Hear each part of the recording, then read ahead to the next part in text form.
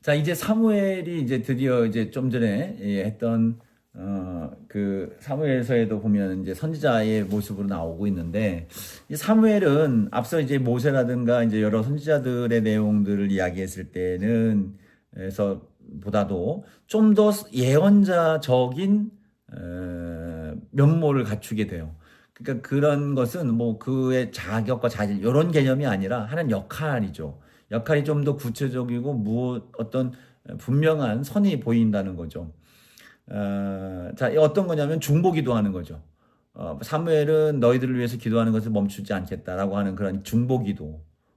그리고 어, 사울과 다윗을 왕으로 세우면서 이스라엘 백성들에게 회개 운동을 일으키는 그러한 모습들이 나오고 있죠. 미스바로 모이는 거, 특별히 그게 가장 중요한 적인데요. 미스바로 모여서 온 전 국민적 회개 운동이 되어지는 거예요. 그러니까 예언자로서 하는 중요한 중보의 기도들, 그리고 회개 운동, 그들로 하여금 깨닫고 하나님께로 돌이키는 역사들을 감당하고 있어요. 또 뭐가 중요하게 나타나냐면 왕에게 나아가서 지금 당신이 하고 있는 이 통치와 일들이 잘못되었다는 사실을 책망하는 겁니다. 그리고 그 당시 이제 엘리 제사장 시기에부터 있었던 일이죠. 전쟁에 나갈 때에 이제 언약궤, 물론 이제 언약궤는 진작에 가나안 정복 전쟁을 할 때에도 그 언약궤가 앞서갔죠. 앞서가서 하나님의 임재와 하나님의 역사의 상징적 의미로서의 언약궤를 짊어지고 나갔는데 전쟁터에. 근데 이제 이 사무엘 시대의 평화 시대에 도래했음에도 불구하고 전쟁에 나아가면 하나님의 법궤를 짊어지고 나가는 거예요. 자신들이 하나님 앞에 온전하게 서 있어야 되는 그런 태도가 아니라 미신적으로 이 언약궤를 믿는 거예요. 그러니까 이 언약궤를 짊어지고 있는 그 신앙의 미신적 그 태도를 이제 혁파를 하는 겁니다. 그리고 기도와 말씀 운동을 일으키는, 그러니까 좀 전에 말씀드렸던 미스바 운동과 같은 그러한 일들을 이제 하게 되는 겁니다. 자, 그리고 이 예언자들이 그러면 어떻게 이제 세워졌느냐라고 하는 어떤 하나의 힌트가 나오는 게 사무엘상 10장 10절 말씀을 보면 이렇게 얘기를 해요. 그들이 산에 이를 때에 선지자의 무리가 그를 영접하고 하나님의 영이 사울에게 크게 임함으로 그가 그들 중에서 예언을 했다. 그러니까 요거는 바로 뭐냐면 예언자의 무리가 있는 겁니다. 그러니까 엘리야 때도 엘리사를 중심으로 해서 선지자 생도들이 있었어요. 생도 거기 성경에 나오죠. 열왕기서에. 그러니까 선지 학교가 있는 거죠. 신학교가 있는 것처럼 예언자, 선지자의 학교가 있는 거예요. 그러니까 그 그룹들이 있는 거죠. 사무엘상에서 나오는 그 이야기. 이렇게 예언자 무리가 함께 공동체 생활을 하는 유형이 있었다. 사무엘 시대부터. 그래서 단체적으로 예언을 하고 어쩌면 이제 그 서로의 예언이 신뢰성이라든가 온전성을 만들어가는 서로 검증해주는 그런 과정도 중요하게 하나의 모습이었지 않겠는가 이제 생각이 되어지고, 자, 그런 모습들이 이제 성경에는 이제 드러나고 있습니다. 자, 사실 이제 반복적으로 이제 사무엘을 평가를 해본다고 한다면 사무엘은 사울의 문제, 그가 하나님의 세움을 받았음에도 불구하고 죄 가운데 빠지고 왕정 통치하는 데 있어서의 잘못된 길로 가는 것들에 대해서 지적을 했어요. 하나님의 법궤를 미신적으로 신뢰하고 있는 거, 미신적으로 믿는 거, 그걸 붕괴시키고 기도와 말씀으로 바로 세우려고 했고요. 백성들의 죄를 책망하고 회개 운동을 일으켰습니다. 백성들이 하나님 앞에 바로 세우는 관계성을 회복하는 데 있어서 매우 중요한 역할들을 했고요. 그리고 그 과정 속에서, 근데 이 과정 속에서 사실 이제 그 제의적 일들이 이 성막으로 나아가는 그런 일들이 있어야 되는데, 이제 어디든 하나님 앞에 바로 서는 어떤 시도와 바로 서는 그런 온전한 일들이라면 그 현장 어디든지 그곳에서 부흥 운동을 일으키는 것. 그래서 이제 성전 중심이라기보다도 율법과 하나님과의 계약 신앙을 중심으로 한 부흥운동. 그 예전에 이제 열왕기서에 나오는 지난 우리 열왕기서라든 역대서 봤을 때 열왕들의 모습 속에서는 어떤 성전 중심적 부분들도 없잖아 많단 말이죠. 성전 중심으로 그죠? 그 가운데 이제 율법 그리고 계명을 다시 회복하는 율법서를 읽고 유월절을 다시 회복하고 그죠? 성전을 다시 회복하고 이런 것들을 통해서 이제 본격적인 예언자의 활동과 개혁의 현상들의 모습을 보는데 그것이 이제 사무엘 때에 나타나기 시작한 거예요. 사무엘 때 모세 율법 전통 회복하고 계약 신앙 회복하고 하는 것. 물론 이제 중앙 집권적인 중앙 집중적인 어떤 성전 중심 성막 중심적인 그러한 모습으로는 아니지만 하나님의 계약과 하나님의 말씀 율법이 다시 회복되는 그러한 것에 부흥 운동이 있었다라고 하는 것을 볼 수가 있습니다. 사무엘 이후에 중요하게 대두되는 중요 선지자 중에 하나가 비중이 있는 선지자가 엘리야와 엘리사죠.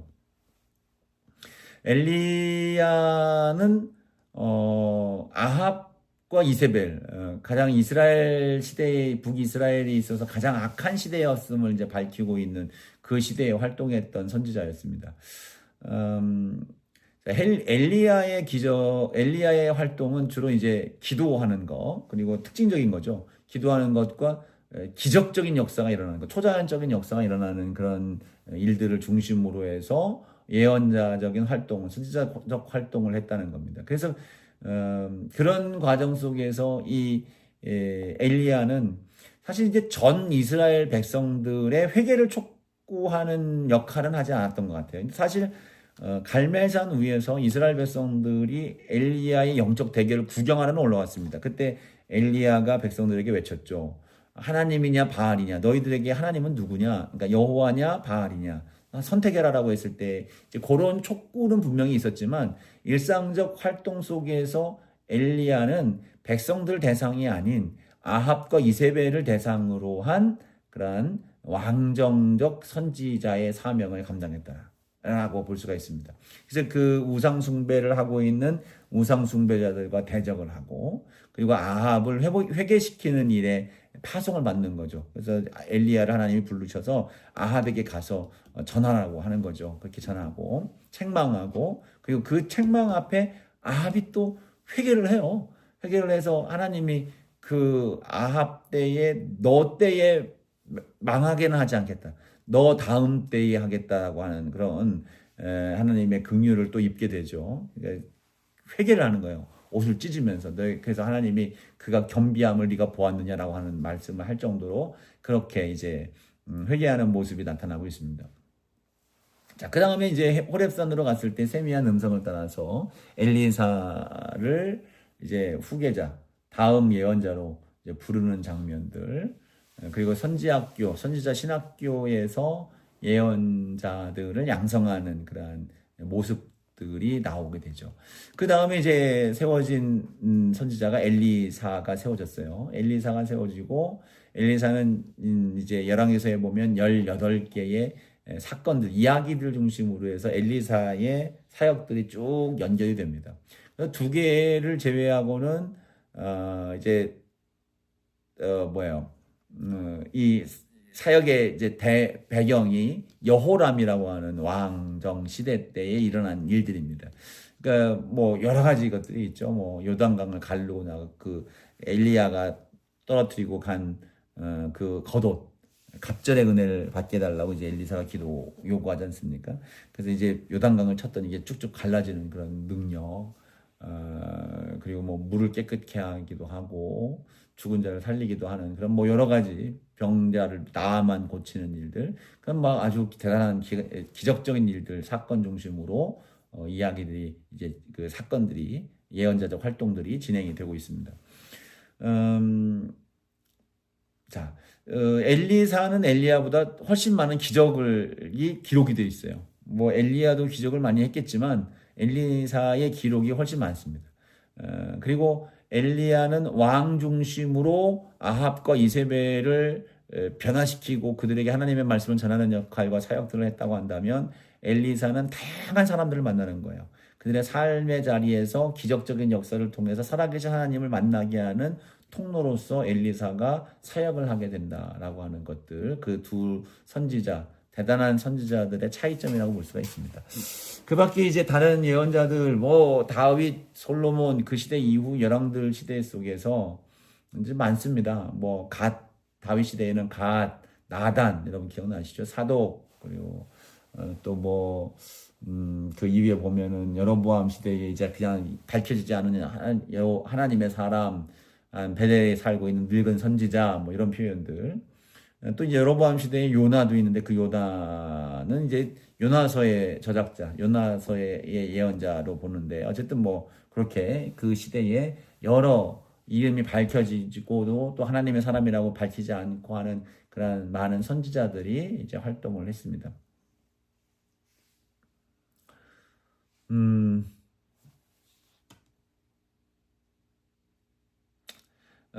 이 고대에 있었던 그 그러니까 언어적 그 문서화되어진 그런 예언자가 아닌 그러한 예언자들은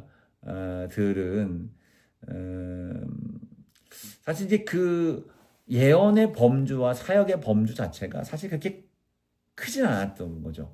이스라엘이라고 하는 남유다 북이스라엘 그의 나라 안에서 그리고 왕들 중심으로 또 전쟁에 관련된 부분들 왕을 책망하고 또 전쟁의 승패를 이야기를 하고 뭐 윤리적인 어떤 예언도 하고 있습니다만 율법적인 부분들의 근거에서 그것이 본격적으로 나아가는 부분들은 이제 사무엘 정도이지 그 당시의 선지자들은 그렇게까지 나가지 않았다. 그러니까 이 이스라엘이라고 하는 범주 안에서 하나님을 믿는 믿음의 백성들이라고 하는 그 틀 안에서 이제 그들을 통치하고 있는 왕들 중심으로의 세계관을 갖고 있는 그러한 모습으로 이제 활동을 했다고 한다면 주전 8세기 이후의 선지자들 뭐 그들을 이제 윤리적 예언자들이라고 이제 표현을 하고 있는데 이들의 이제 예언의 유형들이 이제 본격적으로 바뀌어지기 시작을 합니다. 아수르 제국이 이제 9세기 넘어서부터 8세기 넘어오면서 세력이 막 약화가 되어져요. 약화가 되어지면서 이제 그 북이스라엘의 평화와 번영이 오기 시작하죠. 그때 여로보암 2세의 시기인데 이때 이제 사실은 이 여로보암 2세가 착각을 하는 거죠. 다윗의 영광이 다시 우리나라에 퍼졌다라고 하면서 하나님이 축복하셨다라고 하는 인식들, 주변 정세가 약화됨으로 말미암아 주어지는 어떤 일시적인 평화인데 이것이 이제 자신들이 잘해서 하나님이 축복해 주신 것처럼 여기는 거예요. 그래서 여기에 대한 부분들에 대해서 회개를 촉구하는 거예요. 그러니까 지금 아모스라든가 이제 그 호세아 선지자들이 그 시기에 멸망 직전에 북이스라엘 멸망 직전에 잠시 아수르가 약화되고 있는 그 시기에 그들의 착각 속에서 깨달아야 될 것이다라는 거예요. 이스라엘이 이제 멸망을 당한다. 회개하고 돌아와서 하나님의 뜻대로 살아가야 된다라고 하는 것을 예언하고 있는 거예요. 자, 그 내용들이 이제 아모스하고 이제 호세아 시대에 나오는데 이전에 이제 고대 예언자들과 이제 다른 차이는 바로 뭐냐면 신관의 확대인 거예요. 그러니까 뭐 이거는 이제 앞서 말씀드렸던 것처럼 이전의 선지자들은 전쟁이라든가 왕정 안에서 왕권들이 회개하고 돌아서기를 촉구하는 그런 예언적 사역이었다고 한다면 이때부터는 이제 선민을 구원하는 하나님 정도가 아니라 온 세계의 역사를 주관하시는 하나님으로 예언이 되는 거예요. 사실 그럴 수밖에 없는 것이 그 당시 이 성경이 기록된 성경들 내지는 고대 예언자들의 하는 사역 자체가 하나님의 나라를 견고하게 세워가는 것들이 포커스가 중심이 맞춰져 있다고 한다면 그거 중심으로 역사적 기술이라든가 이런 것들이 표현되었다고 볼 수가 있는 거죠. 그 속에서 또한 집중해야 되는 내용들이 그 나라의 거룩성을 회복하는 것이 주 관심이었다고 볼 수가 있는 거예요. 근데 이제는 이스라엘 백성들이 더 이상 하나님의 징계와 심판 속에서 이들의 나라가 하나님의 징계로 무너지게 되는 것이죠. 그러면서 동시에 이제 이 시대의 세계관, 이스라엘의 선지자들의 세계관 자체가 하나님이 주시는 이제 눈이 나라 안에서 이 나라를 세워가는 것을 넘어서서 온 세계를 통치하고 다스려 가신 하나님의 경륜과 섭리를 볼 수 있게 하는 것으로 시선이 넓어지게 되는 거죠. 뭐 시대적으로 그렇게 상황이 또 하나님의 그 역사의 방식과 흐름 속에서 그렇게 되어지는 것에 대해서 충분히 이해가 될 수 있는 부분들이라고 생각을 합니다. 그래서 하나님은 전 우주 역사를 보편적으로 다스리고 통치하시는 절대 권력이신 창조주 하나님으로서 나타나는 거예요. 그래서 이스라엘에게만 계시하시는 것이 아니라 아수르, 뭐 바벨론, 페르시아 전체를 통틀어서 하나님의 주권과 역사가 흘러가고 있다는 것을 보고 이것을 선포하는 것이 되는 예언자들의 내용들이 그 내용의 범주가 넓어지는 거예요. 자, 또 왕 중심으로 이어졌던 왕이 돌이켜서 왕이 죄로부터 떠나서 바르게 세워져 있는 것만이 아니라 이스라엘 백성들이 하나님의 백성으로서 바른 신앙관, 바른 윤리, 바른 율법 정신 이런 걸 토대로 해서 바르게 서 있어야 된다라고 하는 것, 이것 그리고 여로부터 이제 선민적 책임, 너희들이 이제 세계를 책임지고 나가야 되는 그러한 존재라고 하는 사실을 각인하면서 이것을 예고하고 예언하는 내용들이 담겨지기 시작을 합니다. 그리고 또 하나는 이 윤리적 예언자들의 이 아수르 북이스라엘의 멸망 직전에부터는 전부터는 이 말씀 선포하는 예언적 방식만이 아니라 문서로 기록되기 시작했다는 거예요. 그러니까 그것은 바로 무엇입니까? 지금 이제 북이스라엘의 멸망이 임박한 그 상황 속에서 역사적으로 이 이스라엘과 유다가 이 풍전등화 같은 상황 속에서 일깨워 깨닫는 것만이 아니라 이것이 계속해서 이스라엘 백성들에게 전해져서 결국 이스라엘 백성들이 하나님의 백성으로 다시 회복되어야 된다라고 하는 그런 열망이 그들 가운데 있었기 때문에 이걸 기록화시키는 일들로 진행이 되었다라고 이해를 할 수가 있습니다. 자, 이제 포로되기 전에 이제 예언자들이 이제 등장을 하는데 포로되기 직전에 그 선지자들은 나훔, 스바냐, 또 예레미야, 하박국들이에요. 721년 북이스라엘이 멸망이 되기 직전에 아수르가 이제 북이스라엘을 멸망시킬 것이다. 또 바벨론이 일어나서 남유다에 대한 부분들도 그런 일들이 있을 것이다. 라고 하는 부분들을 이제 예고를 하는 겁니다. 예언들을 하는 거예요. 나훔하고 스바냐 같은 경우도 그 왕궁 안에서 이제 활동을 하면서 그런 예언자로 보고 있고 예레미야도 역시 왕들에게 이제 예언을 하고 했습니다만 결국 이제 예레미야 같은 경우는 이제 요시야가 죽은 뒤에 이제 주변에도 나아가서 막 말씀을 전하고 하는 그런 과정들. 그러니까 하박국도 이제 일반 이제 백성들을 향해서 하는 선포들. 그러니까 이 전반적으로 왕궁과 또 백성들에게 전하는 그러한 예언들 이런 것들이 이제 다양하게 일어나기 시작했다는 것을 볼 수가 있습니다. 바벨론 이제 포로기가 되었을 때 이제 선지자가 에스겔이죠. 에스겔. 또 다니엘도 이제 그 포로기 중에 있었던 선지자입니다. 에스겔은 이제 그발 강가에서 이제 서러운 마음을 가지고 주님이 주시는 환상과 계시를 받아서 포로로 잡혀와 있는 이스라엘 백성들에게, 유다 백성들에게 전하는 예언을 했다고 보고요. 다니엘은 이제 바벨론뿐 아니라 페르시아에 걸쳐서까지 그 총리가 되어지잖아요. 총리가 되어지고 거기서 이제 말씀을 전하는 그러한 내용들 예언함으로 나오고 있어요. 예레미야도 이제 그 포로기도 겹치죠. 예레미야 애가는 이제 멸망당한 예루살렘을 바라보면서 슬퍼하는 그러한 어떤 말씀으로 이제 고백을 한 거고요.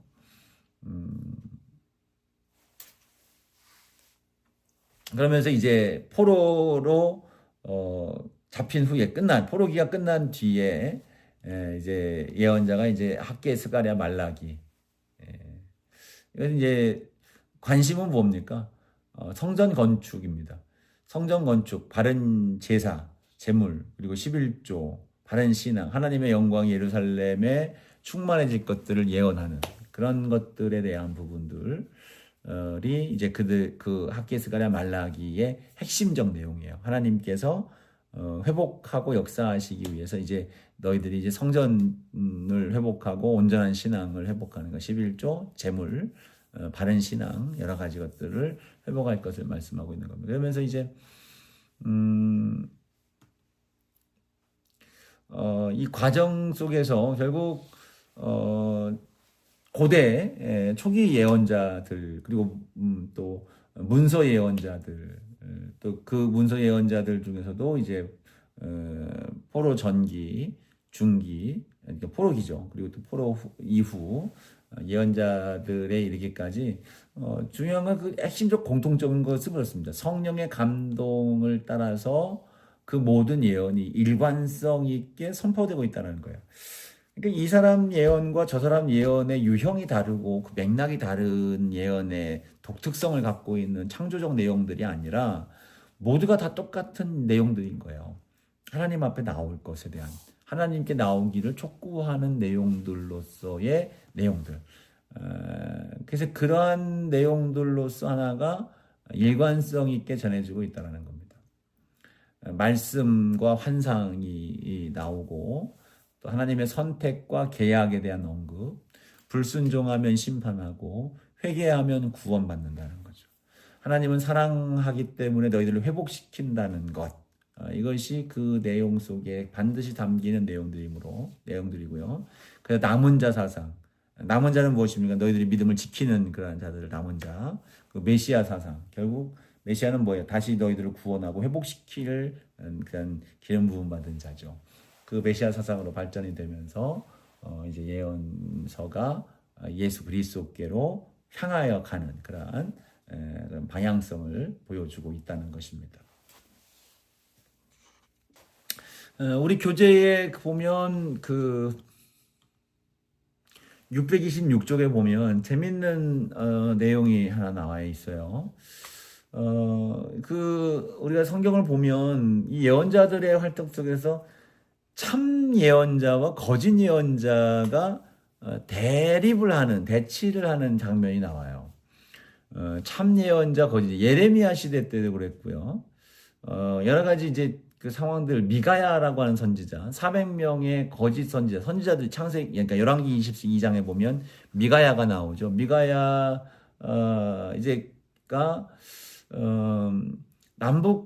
남유다와 북이스라엘이 연합해서, 전쟁을 이제 준비하고 있는데, 이 전쟁에 대한 승리를 400명의 예언자들은 다 승리를 예언하는데 미가야만 이제 패한다고 하거든요. 그러니까 여기서 이제 이 400명을 거짓 예언자라고 하는데 이 대립도 있고요.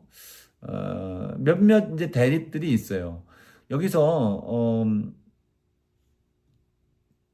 거짓 예언자들의 구분이 무엇이냐? 사실은 그 구분점은 겉으로는 보이지 않습니다. 그죠? 뭐가 진짜인지 어떻게 알아요? 사실 이상한 말 하는 게 아닌데요. 똑같이 하나님의 말씀이라고 이제 하는데, 하나님의 뭐죠? 그런 걸 전제해서 자기 하나님 선지자라고 하는데 그거는 외적인 것으로 구분해서 찾아낼 수 있는 게 아니라 내적인 인간 마음의 타락으로부터 거짓 선지자들을 구별할 수 있다는 거죠. 그러니까 이제 음, 그래요. 그건 사실 우리가 볼 수는 없죠. 볼 수는 없는데 그 볼 수 없는 것들이 어느 순간 현상으로 나타나고 있어요. 이제 거짓 선지자의 예언자 부류는 두 가지로 이제 나온다고 이제 여기 이제 책에는 제시가 되어 있어요. 하나는 자기가 하나님의 예언자로 자처하지 않는 거예요. 신명기 13장에도 이제 언급되고 있는 건데 어떤 너희 중에 선지자나 꿈꾸는 자가 일어나서 이적과 기사를 내게 보인다. 꿈꾸는 자, 뭐 선지자라는 표현을 쓰면서 그런 기적적인 환상적인 것들, 신비한 일들을 이제 제시를 한다는 거예요. 근데 그 속에서 기적적인 일들과 이적이 일어났다 할지라도 그 꿈꾸는 것이라든가 말에 청종하지 마라. 왜냐하면 하나님의 선지자라고 하는 전제를 하지 않았다는 거죠. 그러면 그 상황에서 하나님을 전제하지 않았다는 것은 그 시대의 우상 숭배나 바알 숭배 사상 속에서 일어난 우상 거짓 예언자인 거예요. 그렇다면 그런 것들은 사실은 구별하기 어렵지는 않습니다. 왜냐하면 하나님을 표방하지 않고 있기 때문에 그래요. 근데 문제는 하나님 이름으로 예언하는 사람 가운데에도 거짓 선지자가 있다는 겁니다. 앞서 얘기했던 것처럼 열왕기상 22장에 미가야와 이제 400 선지자들 그리고 예레미야 28장에 나오는 예레미야와 그 외의 사람들 이제 그 당시 이제 유다 말기의 시드기야 왕 때에 하나냐라고 하는 거짓 선지자가 나오죠. 뭐 예레미야는 하나님의 말씀을 임해서 전해고 이제 심판당할 것에 대해서 이제 말을 하지만 하나냐를 비롯한 이제 이 거짓 선지자들은 평안하다, 평안을 이야기를 하는 거예요. 결국 이제 예레미야가 하나님의 말씀이 임해서 하나냐가 죽을 것을 예고했고 하나냐도 정말 그 예언대로 죽게 되는 결과를 보게 되는데 여기서 이제 그 레온 우드라고 하는 학자는 거짓 선지자와 참 선지자를 구분하는 8가지 기준을 제시하고 있다는 내용들이 이제 629쪽에 교재에 나오고 있습니다. 먼저는 이제 8가지 제시는 복수를 행하지 아니한다. 그러니까 만약 어떤 예언자가 복수를 행했다면 거짓 선지자다. 예. 복수이라고 하는 것은 이제 두드러지는 이제 우상 숭배의 무당 같은 그러한 일들의 행위죠. 점치는 겁니다. 점치는 거라든가 이런 일들. 자, 그것이 이제 첫 번째 기준. 또 하나는 메시지의 성격이 거짓 선지자들은 하나님의 심판에 대해서 얘기하지 않는다. 사실 이제 거의 예언자들의 초기 모세를 때를가 아닌 제외하고는 다른 선지자 예언자들은 항상 대부분 이제 윤리적인 어떤 내용들을 다루게 됐을 경우 회개하여 돌아오지 아니하면 심판이 임한다라고 하는 것은 분명한 기본적 구조예요. 예언이었습니다. 그러니까 아합에게 전했던 엘리야의 예고도 하나님이 너를 심판하신다는 거죠. 그런 것들이 전제되지 않는 평안이다. 사실 평화로운 시대에 하나님의 예언이 두드러지게 나오는 것은 사실 많지 않습니다.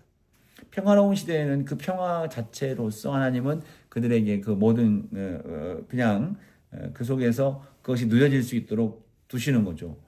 그 굳이 거기서 이제 특별하게 다른 물론 그들이 온전한 믿음 생활을 할 수 있도록 역할을 하는 선지자들도 있고 예언자들도 있었겠습니다만 우리가 두드러지게 접하는 예언의 내용들을 보면 핵심적인 것은 하나님께로 다시 돌아오라 아니면 심판한다. 아까 얘기했죠. if 아니면 if not 여기에 대한 부분들 내가 만일 그렇지 않으면이라고 하는 전제 속에서 심판이 예고되고 있다라는 거예요. 근데 거짓 선지자들은 늘 언제나 평안하다 평강의 시대를 이야기를 하고 있는가 하면 참된 예언자들은 하나님의 징계가 임하니 그로부터 돌아설 것에 대한 촉구가 있다라는 겁니다. 또 거짓 예언자들은 성품의 문제가 있는데요. 거짓말, 속임, 어떤 하나님이 보낸 것도 아닌데 보낸 것처럼 행하는 부독한 일들. 이런 것들, 특히 이제 물질이라든가 어떤 음식이라든가 이런 것들을 이제 그런 것들에 반응하는 내용들이 나와요. 미가서에서도 나오고요. 3장 미가의 3장에 보면 이런 부분들이 이제 언급이 되는데, 결국 이제 물질을 탐하는 선지자, 예언자, 지금 오늘날도 마찬가지입니다. 물질이라고 하는 것들을 탐하게 되게 될 때는 거짓 선지자인 거예요. 우리가 하나님 앞에 정말 바르게 예물을 드리고 헌금을 해야 되는 거, 그건 당연하게 가르쳐야 될 목회자의 직임과 직무입니다. 근데 이게 말이죠. 그건 알죠. 느껴지지 않습니까? 물질에 대해서 욕심으로 헌금을 강조하는 거. 이게 표현이 좀 그렇습니다만 뭐라고 해야 되나요?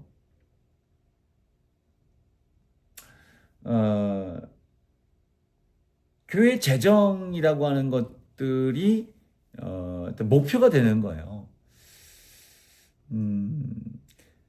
자기가 누리고 싶은 것들, 더 많은 사례비라든가 예우, 이런 것들이 목사의 어떤 관심이 되어지면 그때부터는 거짓 선지자죠. 거짓 예언자가 되는 거예요. 그러니까 소위 얘기해서 사꾼이 되는 겁니다. 사꾼은, 목회자는 다 사꾼일 수밖에 없습니다. 사꾼이죠. 뭐죠? 사례를 받는 거예요. 사례를 받고서 이제 교회의 사례를 먹고 사는 게 이제 목회자는 당연한 건데, 우리가 사꾼이라고 했을 때는 목적이 뭡니까? 양을 돌보는 게 목적이 아니라 돈 받는 것이, 돈이 목적인 거잖아요. 그래서 그런 존재들을 사꾼이라고 얘기를 하는데, 거짓 선지자의 특징은 물질을 탐하는 겁니다. 물질을 탐하는 건 정확합니다. 그거는 사실 변명의 소지가 없다고 생각을 해요. 처음 출발은 그렇지 않았다 할지라도 물질을 탐하고 있다고 한다면 거짓 선지자로 변질된 겁니다. 그 부분들은 우리가 분명히 이해할 수. 그래서 간혹 나오는 이제 물질 문제로 인해서 시험에 드는 교회 내지는 목회자들, 아무리 변명이 있어봤자 소용없습니다. 제가 볼 때는 물론 이제 그 안에서 쓰는 부분에 있어서의 어떤 비중의 차이, 이런 것들까지 문제 삼을 게 아니지만, 사회적 문제가 일으켜질 만한 사회법이라든가 일반적 사람들의 인식 속에서 저건 문제 있는 거 아니야 라고 할 정도의 내용으로서 목사가 어떤 물질적 관심을 가지고 그렇게 어떤 자기 임의대로 사용한 부분들이 있다고 한다면, 그것은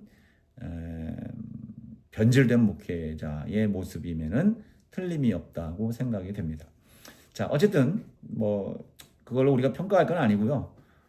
또 거짓 선지자 구분하는 것은 자기 부정을 아낌없이 감수를 하는 것이 참 선지자다. 일단 한 번 더 얘기를 하겠습니다. 안락한 삶을 추구한다든가 그런 것들, 사람을 기쁘게 하기 위한 것이 아니라 모진 고난과 어려움이 있어도 하나님의 말씀을 전하기 위해서 헌신하는 그런 삶의 고달픈 삶을 이뤄가는 것이 참 선지자의 모습이고, 또 참 선지자의 메시지는 하나님의 율법과 그리고 다른 선지자들이 이야기하고 있는 선포, 메시지와 조화로워진다는 거예요. 이질감을 갖지 않는 거예요. 뭐지? 여기서는 이런 말씀이 있는데 라고 하는 이질감이 아닌, 다른 예언과 그리고 하나님의 율법과 말씀과 잘 부합이 되어서 흘러간다라고 하는 거. 그리고 또 6번째는 참선지자의 것들이 약간 이제 시기적으로 다양하게 성취의 시기들이 있습니다만, 그러나 그것이 실제로 가까운 미래에 대한 부분들에 대한 예언이라고 전제가 되어졌을 때에 그것이 성취가 되었느냐 안 되었느냐에 따라서 거짓과 참의 구분점이 생기게 될 것이다.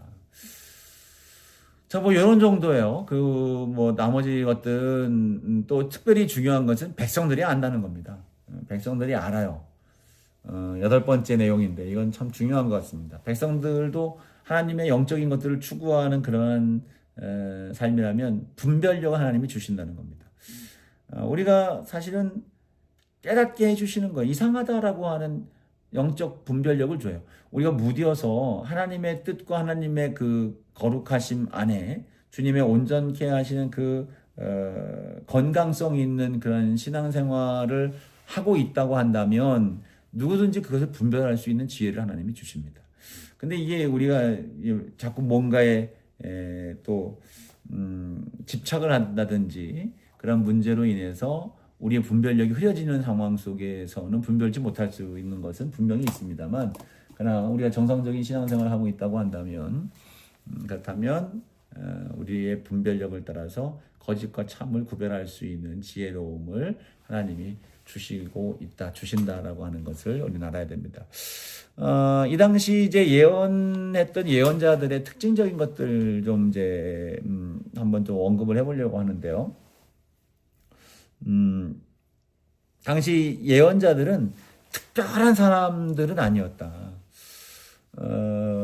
특별히 어떻게 탁월하게 어떤 존재가 되어져서 그가 부름받은 것은 아니고, 평범한 사람들에게 성령 하나님이 임하셔서 예언자가 되었기 때문에 하나님의 임재로 말미암은 특별함, 그 카리스마, 권위 이런 것들은 주어지는 것이 다라는 하는 거예요.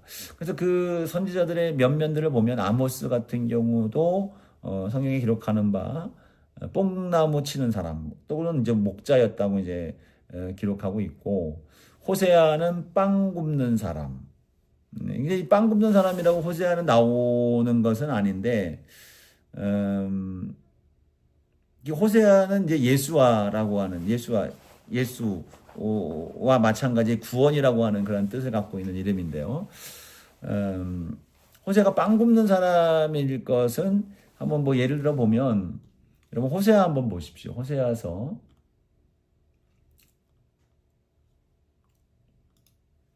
7장 4절부터 7절, 7장 4절 7절 보면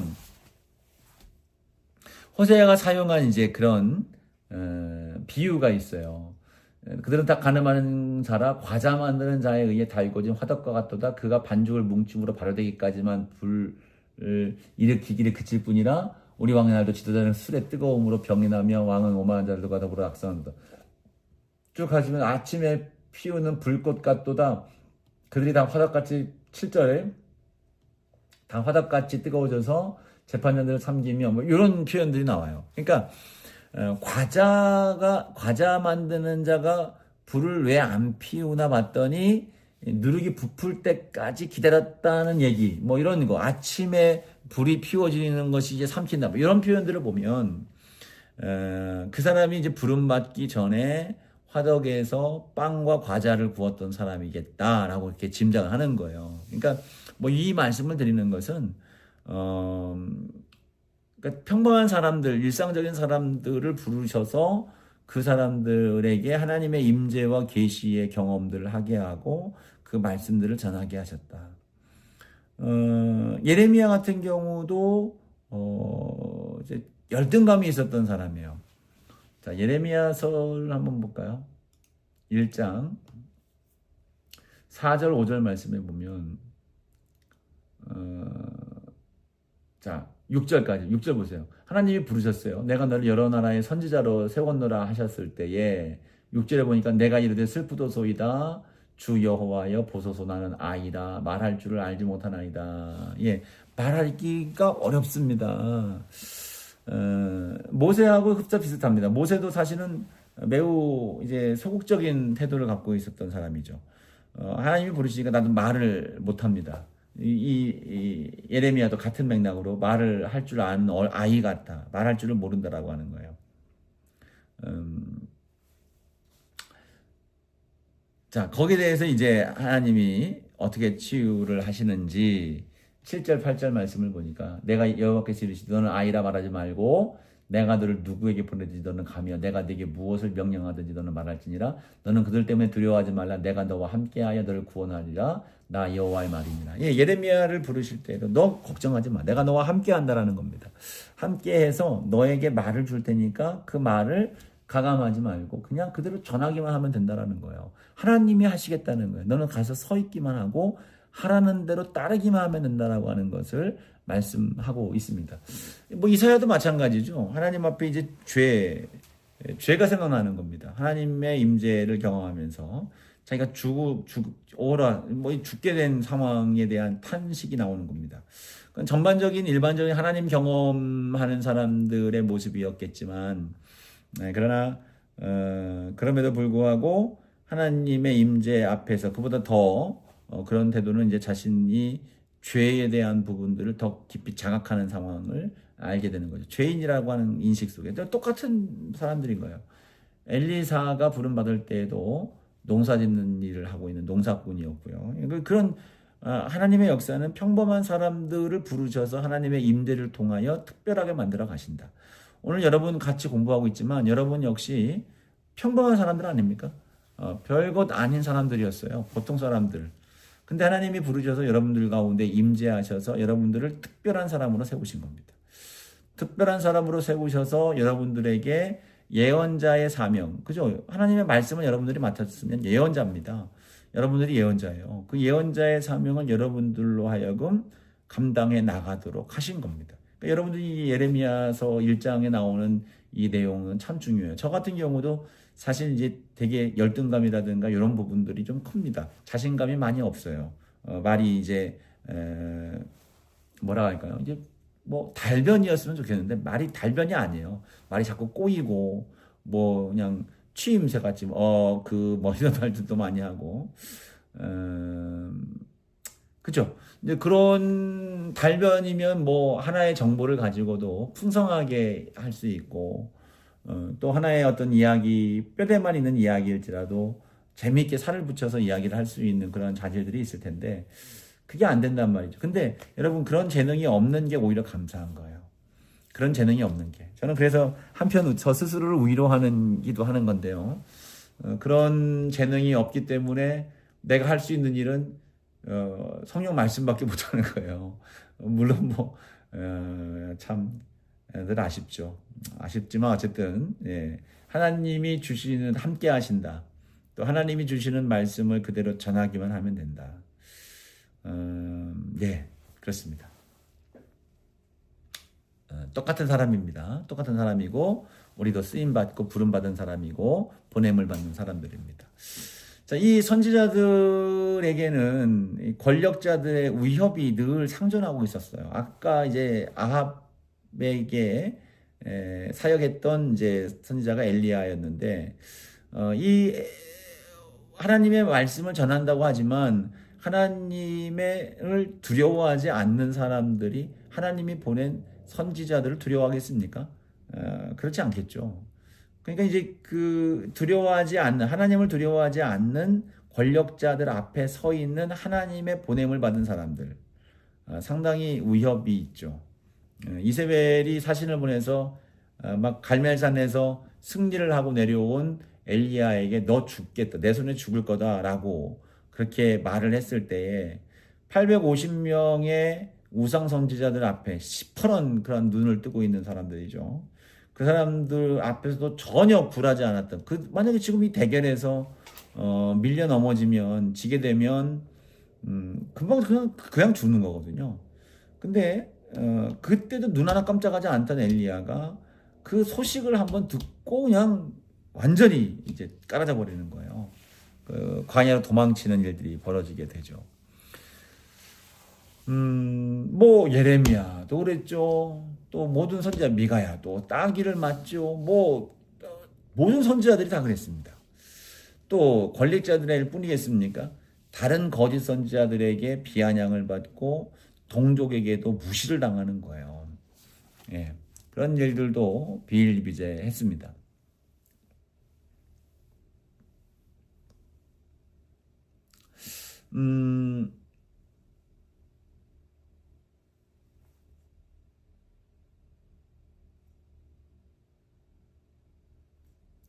자, 아모스 7장을 한번 보세요. 아모스 7장.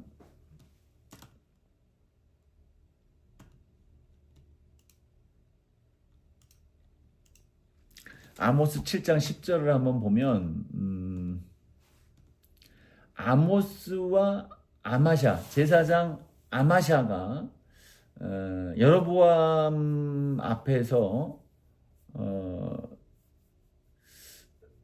그죠?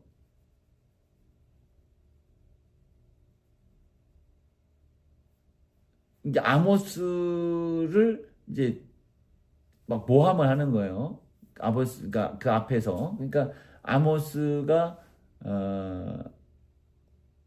그런 얘기를 했다는 거예요. 여로보암 앞에서 여로보암은 칼에 죽겠고 이스라엘은 반드시 하기 앞에 그때는 떠나겠다. 그냥 심판을 예고했던 거예요. 그러니까 이제 아마샤가 12절 말씀에 보니까 이렇게 얘기를 해요.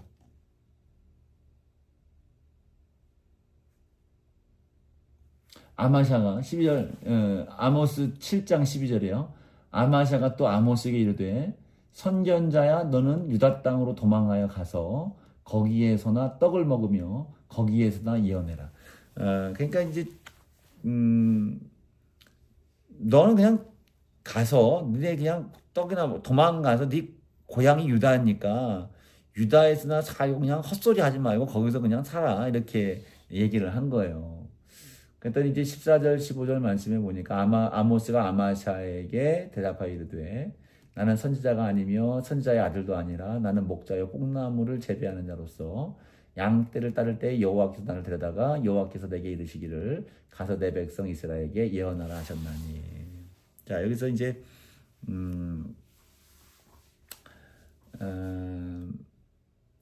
선지자도 자기는 아니다. 뭐 선지자의 어떤 지위의 문제가 아닌 거죠. 지위의 문제가 아니고 하나님이 부르셔서 하나님이 보내셨다라고 하는 그러한 말을 당당하게 밝히는 이 정체성이 상당히 중요해요. 그러니까 우리는 수모를 당하고 사람들로부터 혹여 이제 비아냥거림을 갖고 또 내 스스로 자신이 참 부족하다라고 하는 생각이 들 때에도 분명한 것은 하나님의 소명의식을 갖는 게 중요합니다. 아모스가 그런 수모와 그런 비아냥거림과 모함 이런 가운데에서도 분명히 자기는 하나님의 부르심 가운데에서 하나님이 보내셔서 예언하라 하신 것을 할 뿐이다라고 하는 명확한 자기 인식, 자기 정체감에 대한 확신이 있었던 거죠.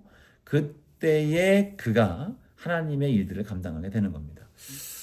자, 이 예언자들은 삶으로도 참 고달팠어요. 삶으로도 고달팠는데 앞서 얘기했던 엘리야 광야에 쫓겨나서 도망쳐서 그리시네가 옆에서 까마귀가 물어다주는 고기로 연명을 하면서 먹었어요. 까마귀가 가져다 준 그 고기라고 했을 때 저는 그렇게 생각을 합니다.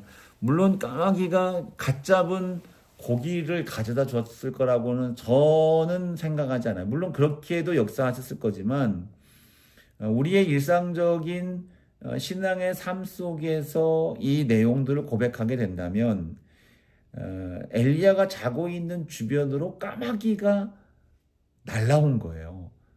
까마귀가 날라올 때 뭘 가져왔을까요? 자기들의 먹이를 가져왔겠죠. 자기들의 먹이를 가져왔는데 자기들의 먹이는 이제 썩은 고기, 동물의 사체 뭐 이런 거 아닙니까? 죽어 있는 거, 뭐 신선한 고기는 아닐 거란 말이죠. 그걸 가져왔을 때 엘리야가 시끄러 일어났으니 딱 보니까 까마귀들이 몰려 있는 거예요. 이제 엘리야가 가까이 다가오니까 까마귀들이 막 날아갔겠죠. 그 물어온 고기를 먹는 거죠. 물론 이건 제가 생각한 거는 그냥 자연적인 일상 속에서의 현상을 이제 생각한 거예요. 그러면 이 고기가 하루 이틀이었겠습니까?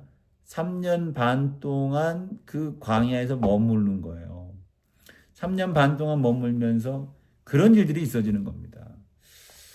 그렇다면 까마귀들이 하나님께 막 어떤 지시를 받아서 생고기 먹을 만한 고기를 물어다가 엘리야 앞에 갖다 놓은 게 아닌, 물론 그렇게도 분명히 있을 거라 저는 부정하지 않습니다. 그러나 그 말씀을 봤을 때 제 마음속에 떠오르는 것은 자연스러운 자연 현상 속에서 까마귀가 기거하는 그 지역 속에 까마귀를 통하여 공급되는 그 고기, 그 사체를 먹으면서 견뎌낸 거예요. 말씀드리고자 하는 것은 하나님이 보내주시고 까마귀가 물어줬지만 그것이 좋은 여건은 아니었다. 예, 그죠? 자, 에스겔서에 보면 그 에스겔 선지자의 이 고달픈 예언의 유형이 얼마나 그런지 사실은 에스겔 선지자의 예언 방식은 행위 예언이었습니다. 행위 예언, 말 예언이 아니었어요. 아무 말 하지 않고 행동을 통해서 이 예언을 표현을 했습니다. 에스겔서 한번 4장을 보시면 그 내용이 나오는데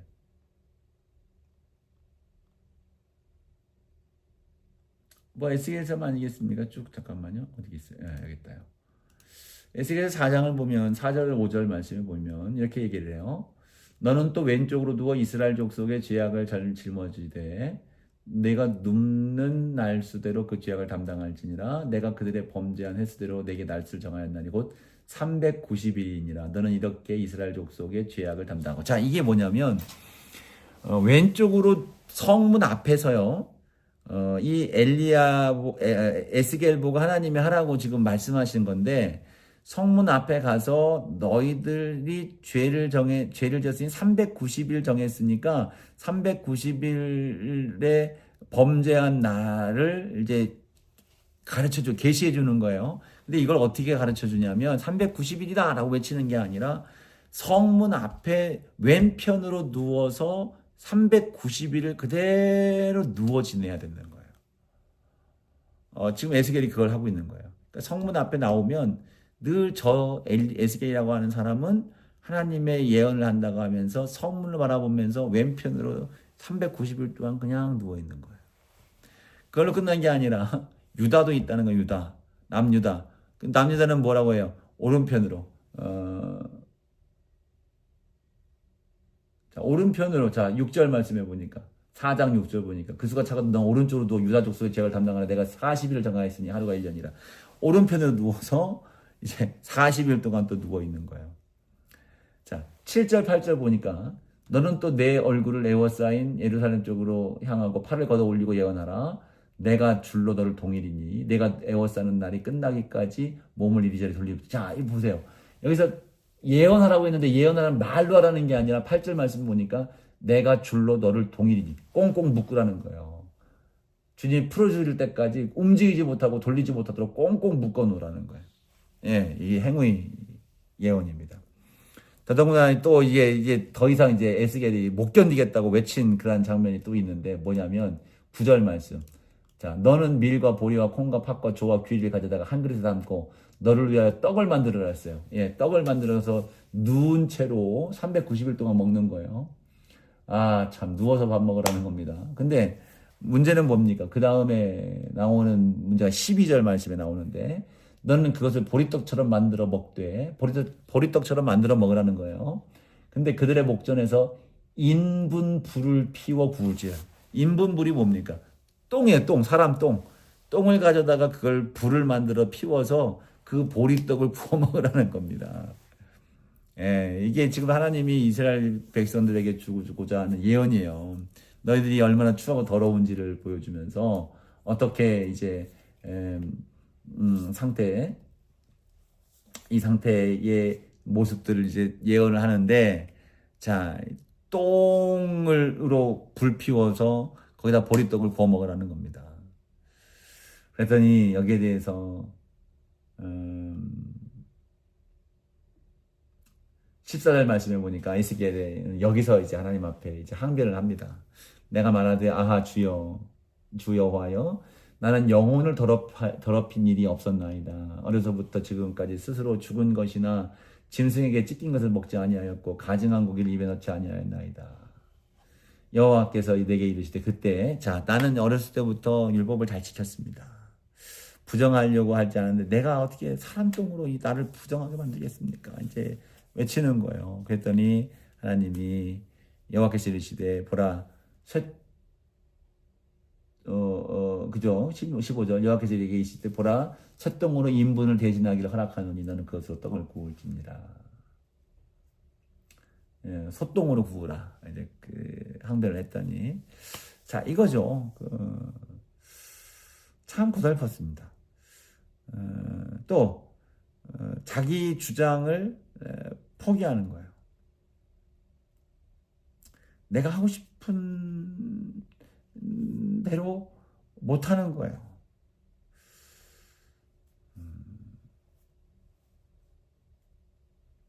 엘리사에게 열왕기사 하 8장에 나오는 내용인데 엘리사에게 아람 왕 베나닷이 사람을 보냈습니다.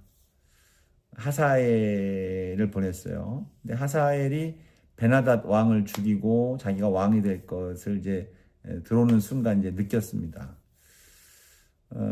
근데 이 엘리사가 동시에 뭘 보냐면 이 하사엘이 나중에 베나닷을 죽이고 왕이 된 뒤에 이스라엘을 침공해서 온갖 모진 악한 만행을 저지를 것에 대해서 그걸 보는 거예요. 느끼는 겁니다.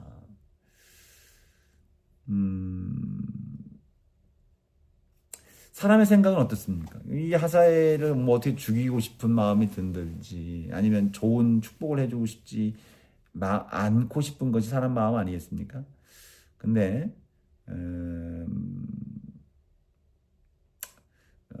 엘리사는 자기의 이제 생각, 아픈 어떤 마음을 내세우지 않고 하나님의 명령대로 말씀대로 그렇게 순종을 하는 거죠. 요나 같은 경우도 그렇죠. 우리가 잘 알고 있는 요나도 얼마나 싫겠습니까? 저도 사실은 이제 일본 우리 뭐 지금 요즘 새 세대 젊은 어린 세대들은 일본에 대한 감정이 뭐 그게 크게 두드러지는 않겠습니다만은 그 일본에 대한 감정을 좀 누그러뜨리는 것이 쉽지 않은 그런 세대 속에서 요나의 마음을 충분히 이해할 수 있는 거죠. 아스루가 결국은 이제 북이스라엘을 멸망시키는 나라인데 그곳에 가서 복음을 전하고 하나님의 심판을 면하게 하는 그런 사역을 하는 것이 이제 요나의 사역 아니었습니까? 요나가 선포를 하니까 어떻게 됩니까? 처음엔 도망갔죠. 도망갔다가 다시 이제 하나님의 은혜를 통해서 가는데 얼마나 대충 전하죠. 그냥 뭐 3일길 돌아다닐 그럴 성인데 그죠? 니느웨가요. 대충 그냥 하루 길을 다니면서 그냥 심판하신대 정도만 그렇게 선포를 했는데 온 나라가 회개를 하고 뒤집어집니다. 그러니까 이제 요나가 또 열받았어요. 이거 봐라 말이죠. 이거 봐라. 내가 이럴 줄 알았단 말이죠. 살아날 줄 알았단 말이죠. 얼마나 화가 났죠. 그러면서 하나님이 이제 요나에게 박덩쿨 예를 통해서 이 느느웨 백성들도 하나님의 백성이라고 하는 것들을 깨닫게 해 주는 겁니다. 자, 예언자들의 삶은 결국 오늘 우리 이제 목회자들의 삶으로 볼 수가 있습니다. 목회자로 부름받았다라는 것은 무슨 영광을 위해서 우리가 부름받은 게 아닙니다. 일전에 어느 학생이 신학교를 간다고 또 추천서를 써달라고 왔기에 예전에 너희들이 교회에서 보는 큰 교회를 다니는 이제 학생이었는데 너희들이 볼 때에 목사의 모습과 세계가 그것이 보여지는 게 전부가 아니다. 그 보여지는 것이 영화롭고 보여지는 것이 멋있어 보이고 한번 해볼 만한 일로 생각하고 그 길로 간다고 결정한다는 것은 큰 오산이다. 사실은 이 길은 우리가 욕심을 버리고 나의 뜻을 내려놓고 하나님의 뜻대로 내 말을 내려놓고 하나님의 말씀으로 그러다 보면 온갖 순환과 도전들이 있겠지만 그것들을 아랑곳하지 아니하고 묵묵히 십자가를 짊어지고 갈 수 있는 것이 예언자의 삶이었고 또 목회자가 짊어지고 가야 될 길인 것입니다. 이것이 이제 예언자요 목회자의 삶인데 오늘 우리가 그것들을 회복을 해야 될 것 같습니다. 그래서 자,